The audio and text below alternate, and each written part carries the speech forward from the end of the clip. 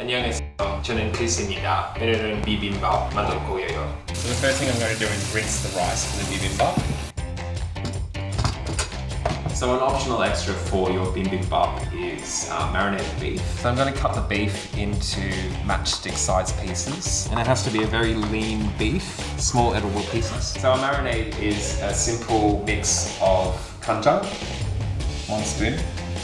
So 1 tablespoon worth of ma늘. Got 1 tablespoon of gun. 1 tablespoon of 참기름. And then a sprinkle of ghee. And then give it a nice mix. This smells really good. I could eat it right now if I wanted to. So this is going to go into the fridge for 20 minutes. So bibimbap traditionally has 6 vegetables in it, and we've chosen one of those to be bean sprouts today. So the process for preparing those is boiling some water, salting the water for flavour. So the second vegetable that we've chosen for our bibimbap to accompany the beef is zucchini. So I'm just going to peel off the dark green skin from the zucchini first. I'm going to chop the zucchini now into some bite-sized pieces.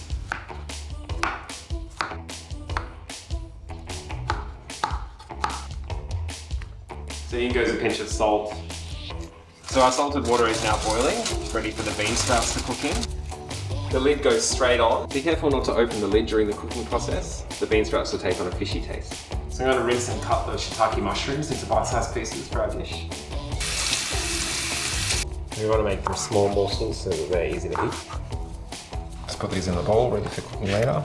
So you can use any combination of vegetables for your bibimbap.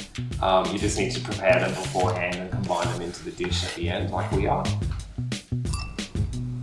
Now that the sprouts have been cooked for 20 minutes, we're going to turn off the heat. We're going to drain and rinse them.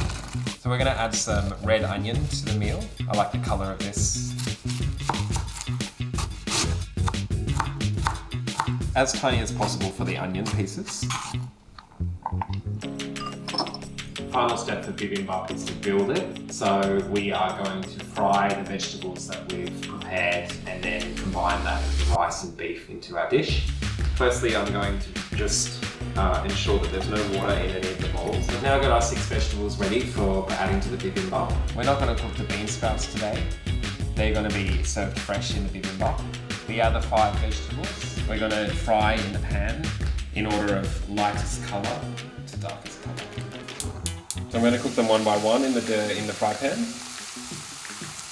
So I'm adding some sesame oil and a bit of salt. We're going to fry our red onions now. A pinch of salt.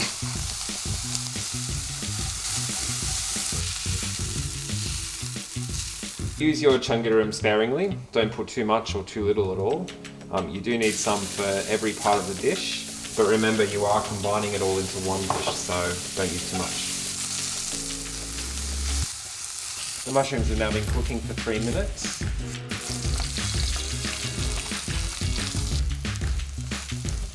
So now we're going to prepare the gochujang bibimbap sauce that we're going to have accompanying our dish. 1 tablespoon of brown sugar, 1 tablespoon of minced garlic, 1 tablespoon of soy sauce, and then mix it all together. So this is some Korean stoneware that I purchased from a Korean supermarket here in Sydney. It's traditionally used for bibimbap because after you've heated it before you cook, the stoneware keeps the food warm while you're eating it. So we're putting a small amount of butter into the cookware so that the rice doesn't stick. However, it's also nice if the rice does actually stick a little bit.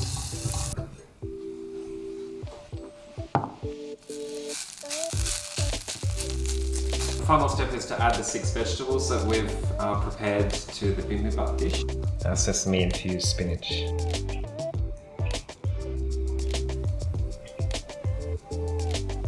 So the most pleasant thing about eating bibimbap is the fact that you get to mix it all in into one amazing dish.